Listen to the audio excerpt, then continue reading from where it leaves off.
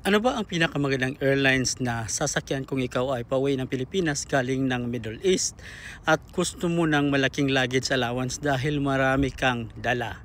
Narito ang mga the best airlines na dapat nating sasakyan at ang ticket na dapat nating bilhin para mas malaki ang baggage allowance. Panglima ay ang Emirates Airline, Economy Flex at Flex Plus. More than 2 pieces of bags with a total of 40 kilograms all. Pangapat, Gulf Airline, Economy Smart and Flex. Maximum 5 bags with a total of 40 kilos. Pangatlo, Kuwait Airlines, Economy Flex at Saver.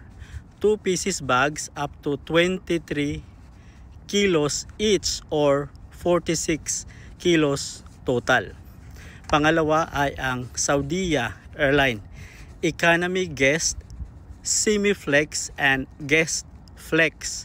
2 pieces of bags up to 23 kilos each with a total of 46 kilos. At ang napakagandang airline na dapat nating sakyan kung gusto natin ng malaking luggage or baggage allowance ay walang iba kundi ang Philippine Airlines, Economy Value, 2 pieces bags up to 23 kilos each or 46 total.